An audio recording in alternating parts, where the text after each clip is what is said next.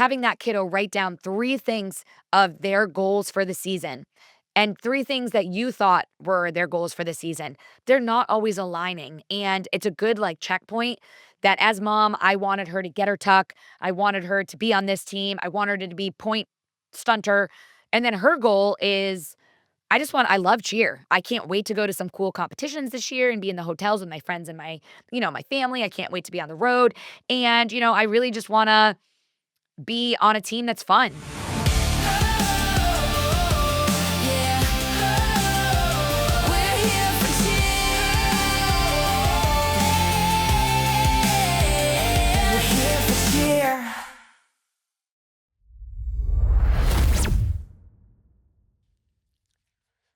Welcome to today's episode of the Here for Cheer podcast.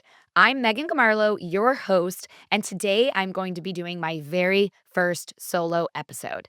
To give you a little bit of backstory on me and my journey in the sport, I have been a gym owner for 20 years. I'm so proud and so excited to be going into my 20th season. And I also have been in the industry since I was 17 years old. I came right out of high school and started working in the cheerleading industry. And this has been my job for a very long time. And I am so thankful that this is what I get to do every day. I wake up excited and motivated. It fills my cup. And I'm just so lucky to get, like I said, to do what I love. So, in addition to having been in this industry for a long time, to have owned a gym for a very long time, and in that role, I'm the choreographer, the coach, all of the things, managing my program. In addition, I'm a mom and I'm a cheer mom. My 3 girls all do cheerleading, all love, breathe, eat, sleep, love everything cheer. And I'm just a cheer mom at the end of the day as well. I've been lucky enough to, yes, I coach my own children and own the gym that my children are in. But my eldest daughter has been a part of the Team USA for the youth co ed team for several years. And I've been able to kind of even have a different hat of not having any control over what's going on and just showing up for my kid and showing up as mom and not also all of these other roles that I play in my own program. So, as you can see, I have a lot of, I feel, experience in cheerleading and experiences that I've done things really wrong as a mom and experiences that I've done things really well or that I've learned and been able to do them differently as I've gone through, my kiddos. And this episode is really important to me because it is covering 10 ways to be a great cheer parent. I fully believe in my heart that every parent out there, every coach, every gym owner, every human means well. That when we're passionate about something, we're passionate about our babies, we're passionate about, when they're upset, when they're hurt, when they're happy, all of those things, it all comes from a really great place. But sometimes it's coming off in the wrong way. And I'm hoping that today's episode of 10 Ways to Be a Great Cheer Parent will help educate parents on the way to just kind of support your kid best through, again, the trials and the errors that I've been able to make myself and the things that I've seen in our industry, the parents, I've seen the good, the bad, the ugly. I have had the years where I've questioned if I wanted to keep going owning a gym because the parents were so hard. And then I've had the highs of my parents right now are just fully bought in on our culture and just kind of make it easy for me to do what I love, make it easy for me to kind of make decisions and in a really safe space. So, again, this is 10 ways to be a great cheer parent. And I'm hoping that you're going to get some tangible takeaways to apply now as we head into the season and head into comp season. Gym owners, coaches, I hope this is something you can share with your families and find value in that, can just help everybody continue to just do what we love in a really positive, great way. To kick things off, number 1, say, I love watching you cheer to your child. That's it. That's all you need to say. I love watching you cheer. In addition to that, maybe when they're coming out of, a practice or out of competition, the things they can control. They might not be able to control that a stunt fell or there was a mistake somewhere or the judges liked that team more than our team or that we got a summit bid or we didn't get a summit bid. But at the end of the day, your athlete can control a couple things. They can control that they love our sport. Did you have fun? And even with, my other times in life when maybe they've lost a basketball game or kind of in those moments, and I've said, "Did you have fun?" And they're like, "That's not fun." "No, we lost." And it's like, "But you still had fun. You love basketball. You love cheerleading." So asking things like that, in addition to, were you coachable? Were you a good teammate? Did you give 100% effort? Those are the things your kids can control and the ones that I want to celebrate as a parent. And asking that is so important. Leaving cheer at cheer, specifically if you are a mom who coaches your own child, I made that mistake too many times of getting in the car, lecturing my child about something I saw where she was, not paying attention, or I heard another coach speaking to her. And, some wiser people than myself told me to just let it go. Cheer needs to stay at cheer. And the minute we get back in that car, I'm just mom. I'm just there to love, to support, to listen, and not there to coach, once we leave the walls of the gym. So again, I love watching you cheer, not why didn't you throw your back handspring today? I saw you mess up your jumps in the routine, or anything. Did you do your back handspring yet? Did you get it yet? Did you get it yet? I'm going to buy you that iPhone if you do your back handspring. Those are things that are really, really negative. It seems like a good idea. Like, wow, I'm going to kind of motivate with a prize and a reward system. But when it comes to cheerleading and their skills, it is just not really the right thing to do. I promise that your kid wants it. Your kid wants to get her full, wants to get whatever. And, you can have that honest conversation of, are we doing everything we need to do to get that skill? Are we in those extra classes, doing those lessons, doing the conditioning at home? But, bribing them by dropping them off and getting them in a private lesson and then saying, like, we'll buy you A, B, and C if you finally throw your back handspring, it just is not a really good, a good thing to do. And it breeds the wrong kind of fixed mindset. So we want that growth mindset, growing, flowing, all of those good things. Go back and listen to my Jeff Benson episode if you want more on a growth versus a fixed mindset. So again, I love watching you play. That's it. Yeah, just be that for them. They've got enough people in the gym, I am sure, tumbling coaches, qualified coaches, their teammates, the pressure that they put on themselves to go out on the floor. They don't need mom and dad also coaching them, on the sideline. It's not helpful. And so the more that you can kind of check yourself with that quickly, the better your child's relationship will be with you and the more that they'll be able to just continue to do what they love. In addition to that, parents, remember that your child is going to make a mistake one day too. The biggest mistake you can make in addition to that is kind of being mean or negative or calling out people when there's been a mistake on the floor. A child forgets where they're going or, trips on their back handspring or biffs a skill or a stunt comes down. If you're the parent that is saying it's Susie's fault that we didn't win today or it's Susie's fault, you also are putting the wrong things into your child's brain that are not helping the situation and not helping the program, not helping the team, not helping your athlete. Your kid will mess up too. At some point, they're going to make a mistake and they are going to be devastated and they're going to know that they messed up in front of a crowd of people who are counting on them with the only 2 minutes and 30 seconds that they have to do this routine. They also do not need other adults or people being really mean and wrong about it. You want to treat other people's children how you want your child to be treated. And when my kiddo messes up, no kid signs up and says, I can't wait to mess up in front of all my friends and family today. Like, that would be awesome to make a mistake and let down my peers, my coaches, my parents. No kid gets up on that stage wanting that to happen. So, keeping that in mind and understanding that cheer is cheer and sometimes mistakes are going to happen and it's okay. Number two, comparison is the thief of joy. Avoid at all costs comparing your child to another athlete. It is the worst thing you can do, not only for your kid, for yourself, for your own mental health. Everyone is not the same. Some kids might learn math quicker than other kids, and that does not make one child better than another child. And it's so important that you apply that to sport as well. Somebody's journey that's different than your child's, it's their journey, and it's okay that it's different. I have been in this sport and owned a gym for long enough that I have seen every type of kid come through the program. The kids that parents are very pressuring and very on them and, like kind of forcing them to do things. And then those parents that are kind of don't really know what's going on, but just there to love and just show up for their kid and cheer for their child. And the differences are huge. Also, I've seen the kid that maybe is the late bloomer, the last to get their full, the last to make a senior team, the last to move up, and then the kid that moved up very quickly at a young age.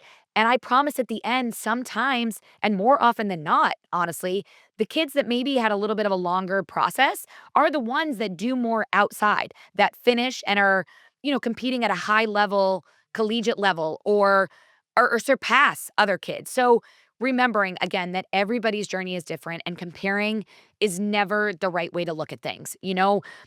Just love what our sport teaches. That is why I hope you sign them up for cheerleading, is because you love sport and what sport teaches.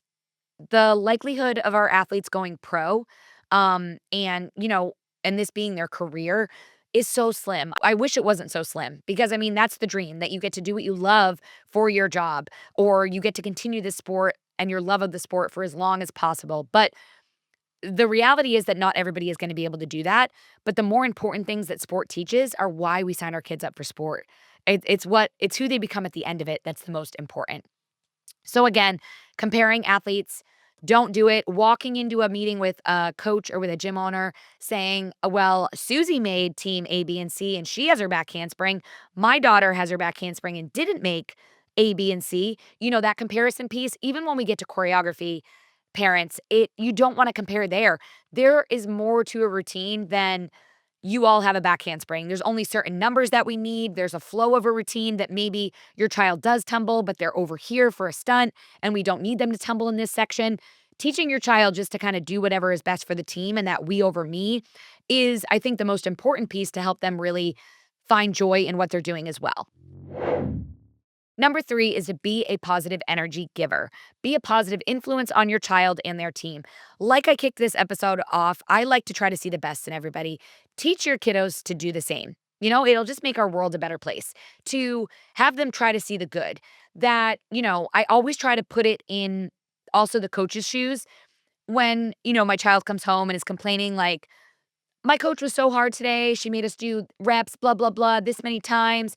And she didn't let us do this or she didn't let it. And I always try to say, well, why do you think that coach was doing that? What were you guys listening? Is it going to make you stronger for competition? Do you need more reps of that stunt because it isn't working very well right now? Did she move things around because maybe you are a great back spot and, you need to be with, because you are such a strong back spot, we need to kind of share the wealth and you might need to be with a more inexperienced flyer. And that's why maybe your group is struggling right now and that's okay, but she's really counting on you for that. Always seeing the good. Situations that come up, a bad practice, a competition runs late. I promise everybody I really believe is trying to be the best they can. Nobody is trying to ruin everybody's life and make everybody mad at them. I know as a gym owner, as a coach, I promise you our goal is not to make parents mad or make parents upset. I want you to love me, trust me, believe in me, be proud of me. I want to make you proud. So badly. I wanna make your child proud. I wanna make you proud. So we're not out to get you, and by you kinda choosing that positive route over a negative one right away, helps your kiddo later on, helps them to be a better athlete, to be a better teammate, to be a better coachable kid. So when things don't go our way, find the good. All right, yeah, wow, that event did not go as planned. We felt like, we kind of did get the raw end of the deal with judging, and we didn't think they really scored us as well as we should. I always say, okay, at least it happened here, and we're going to learn, and it's going to make us work harder in the gym, and it's going to push us a little bit more.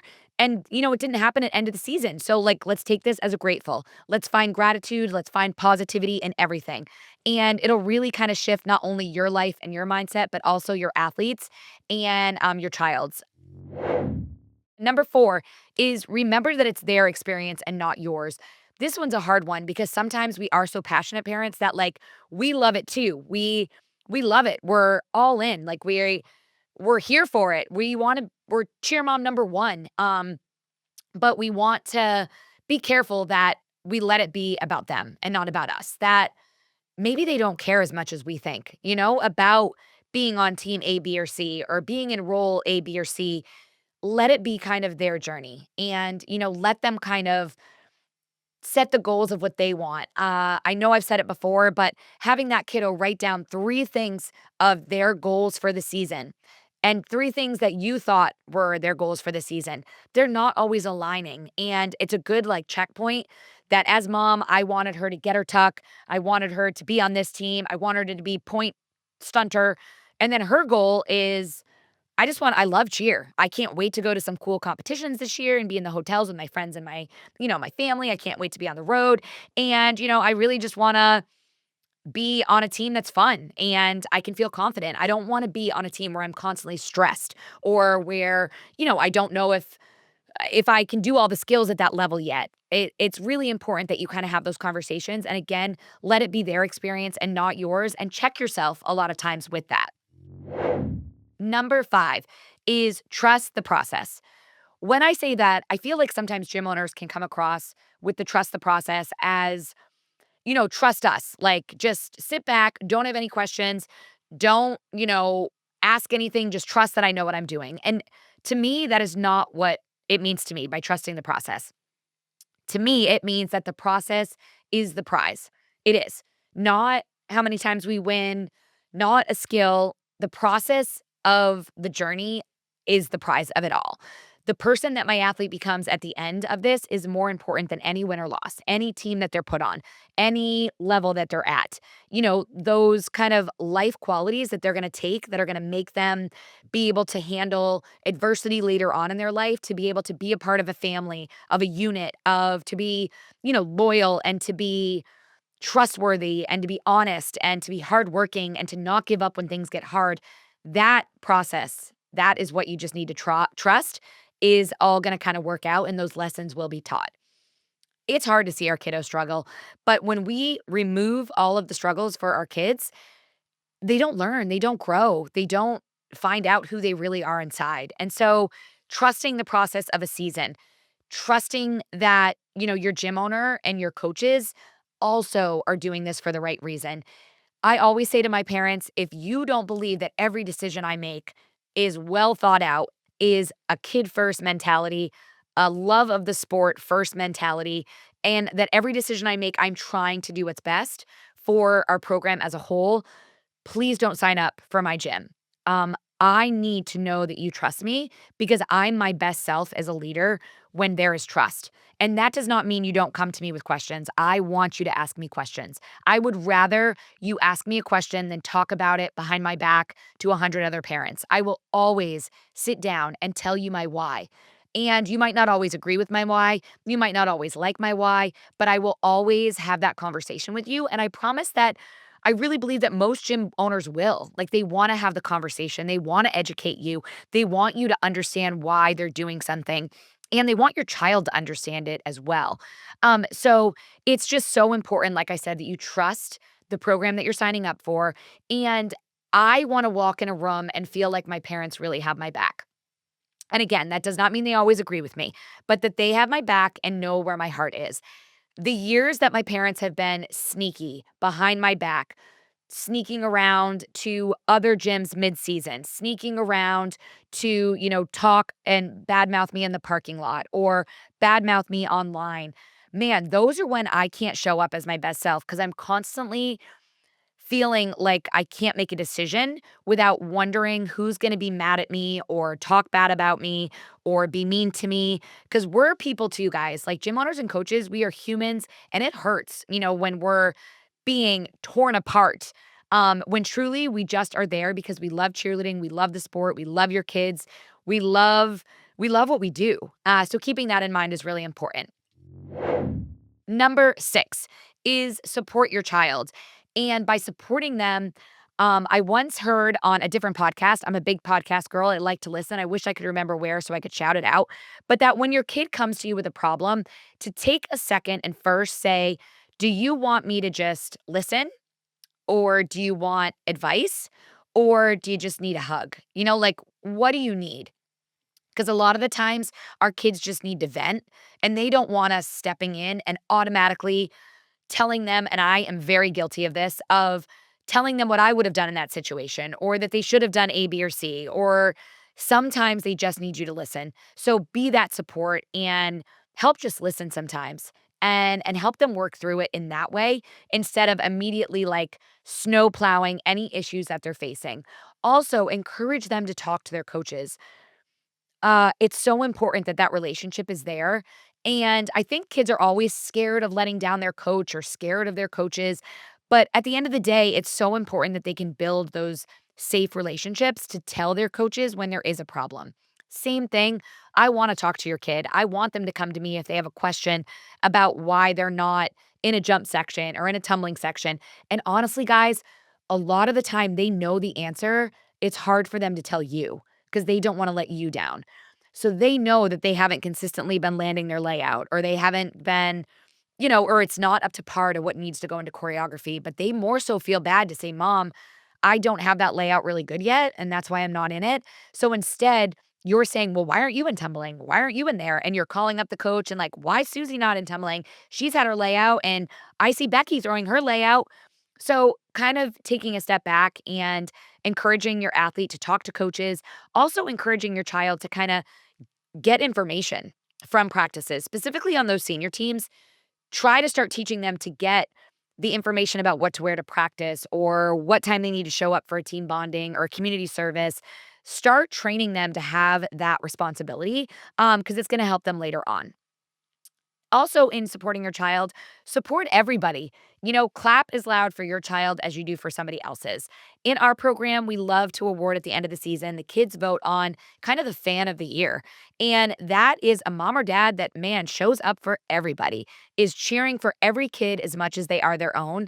And kids need that. Kids deserve that. In today's world, it's hard to be a kid right now and growing up with all of the pressures of the social media and all the stuff that I never had to deal with as a child, and probably most of you didn't. And it's tough. They deserve and need all the people in their life rooting for them and, building them up and being there for them. So support your child and support other children in in the program as well. Number 7 is be a fan of the team, the program, and the coach. Show how much you love, your program that you're a part of. Wear the gear, support all the things, reshare on your social media. Give those shout outs of how proud you are, put the sticker on your car and just be a fan and be a fan in the good times, the bad times, the in between times. We go back to that communication piece of always communicating. If you have a concern, speak up and talk to the coach or talk to the gym owner. I promise we want to hear from you and we want to make it better and we want to address all of those things and really protect that relationship between your athlete and the coach. Protect that in terms of you don't want to be bashing the coach or bashing their decisions or you're truly ruining that relationship for your child. And you want coaches and teachers and leaders to be that extension of you, somebody that is helping to guide your child through all of those life lessons and all of the values and the things that are important to you in our sport of, being able to overcome hard times, of working hard, of having responsibility, of having people that count on you, of being a part of something bigger than yourself. So just being a fan of all of all of the people involved in your program and showing that support, it can go a really long way and make a huge difference for the experience that your child has and for the experience that you have as well. Number 8, don't be a keyboard warrior. And I think this is so important. Again, little eyes are watching. If you are the first to jump on Facebook and complain that your Dunkin' Donuts coffee wasn't made properly today and complain about the poor girl that didn't do A, B, and C at the store, or if that is you, you're teaching your child that. Instead, tackle tough conversations head on. Tackle them head on. There is nothing worse than being a gym owner and seeing a post when that parent never came and talked to you. Like never gave me an opportunity to fix it, never gave me an opportunity to even know that there was a problem. But instead, you're sending kind of like a weird post on Facebook that's not really saying what you're mad about, but leading into or kind of hinting that something went bad at practice or that you're upset with a coach or a decision. And again, you never have had that tough conversation head on with us, with your coach, with your gym owner. So don't be that person, like don't be the person that's slamming judges or slamming another team online. Just don't do that. Like it's not good, and it's not good to teach your child to be that way. Spread good stuff in the world. And I always say that too to even gym owners, that if a gym owner is constantly negative online, and then you're questioning why your parents and your families are constantly negative online, I want my parents to see me always leading positively, always leading up front and leading in a good way that children can look up to. So, same thing for you guys, parents. Take that 24-hour rule. I love that rule, to wait 24 hours before you blow up somebody's email or blow up their phone. I try to do the same. A parent shoots me an email and I'm ready, typing it back. I'm angry, I'm upset about the tone, or that I feel like they're attacking me. I wait 24 hours, I let the dust settle, and then I reach out, and I prefer a one-on-one conversation over an email where your tone can be construed, but wait 24 hours. Like, when you are fired up about something, try it in every aspect of your life. Wait 24 hours and it won't matter as much. There are times we've been so fired up about an event, and the next day I'm like, okay, it is what it is. It's just cheerleading. It is not life or death or the end of the world. Number 9, accept the struggle. Accept it. The highs, the lows, the peaks, the valleys of competitive cheerleading. Just like any sport, it is not a, uphill just climb. There are good days, bad days, in between days. It's why we love this sport. It's why we're on the edge of our seat watching our kids perform. It's why when they hit, it can bring, beautiful cheerleading, tears to our eyes. It's why when something goes wrong, we are devastated for them, because we know how hard they've worked and they only get 2 minutes and 30 seconds out there on that floor. And remember that. Remember the amount of pressure your athlete carries. Imagine that you only got to show up in a sport that you loved for one free throw, and that was the game. You drove, you worked all summer, you worked all fall, you get in an airplane, you fly, you sacrifice so much to go to this event, and you get 2 minutes and 30 seconds out there to show that hard work. And something goes wrong. Something goes wrong that never went wrong before in practice, and that shouldn't have gone wrong. And man, we are heartbroken for the kids, for the team, but that is our sport. It is who we are and what we do. And so, again, focusing on all of these other ways to be great for your child helps those things, be the bigger picture of why we do what we do. We are not going to win everything. You're never going to stay on top forever. The greatest football teams, they don't stay on top forever. And it's just part of it. And it's what we learn and we teach along the way that means the most and should mean the most to you as well. Number 10 is to get involved and don't blink. Get involved, be a part of this. Get involved in, dropping goodie bags off to the team, or bringing your coach Starbucks, because they do. If you could only see the amount of time your coaches stress over other people's children, like, if you could see the amount of time we're on calls, we're stressing in bed, we're, emailing parents, we're having conversations with parents, we're checking on cheerleaders that have had a rough practice or a rough day, that we're brainstorming as a staff to be better, to do better, to be there for your child. If you could see also the times that, especially if your coach or gym owner has their own children, that my kids have missed coming off the floor in an event, and I'm instantly in AccuScore, and I'm not even seeing my own child. I'm forgetting to get a picture of them like every other child's getting. I'm putting out a fire with another parent or checking in on another family, that my kid's not getting mom ever at an event. She is never getting, or any of them are never getting my full attention at an event, because I'm trying to be something for everyone, as a leader, as a coach, as a gym owner. So remember that, and like, shout out to the coaches' kids, because it is, I know that a lot of parents think that it's the best job, easiest job in the world. I know, and I'll get my girls on here at some point, that it is not easy. It is really hard to have your mom or your dad or your parent kind of involved in those roles and have to share them with everyone else. So, parents, like I said, get involved, be a team rep, offer to put on a bonding, support, ask how you can help, ask how you can support the team, support the kids, support the staff, appreciate those coaches, appreciate those staff. You also be the ones to sometimes, instead of putting out just the negative post, say something good. Say thank you. Say thank you. I know it was a work weekend. I know it was a choreography weekend. Coaches, I know it was a long day for you too. Thanks for what you do. A little gratitude goes a long way just in our world. And don't blink. Don't rush this to be over. I think if we pull parents that their athletes have graduated in our sport, I think that they would all agree that it happens fast and they would do anything to go back to forced family fun on a weekend, forced mother daughter, dad daughter, son child time on the weekend. I am just on the point where I'm about to have a driver to cheer, and I am dreading it because she's gonna now be able to drive our 2 younger children to cheer as well, and now I'm not gonna have that car ride anymore. I'm not gonna have just the time to hear her talk about practice or complain or vent or to listen to our favorite song on the radio or to just kinda be in those moments with her. Same with the weekends away. We're so lucky to get this time because honestly, I feel in today's world, we're pulled in a million different directions of, our electronics and everything that it's hard to really like make that time to sit and be together. So it's so valuable that you're spending a weekend away together, that you're, supporting and loving your child while they do something they love. And at the same time, you get that front row seat. You get to be a part of that journey. You get all of those memories and those moments and all of those things that go by too fast. Stop racing to get to the top, Let your kid be a mini till the mini years are over. I would do anything, even with my kiddos.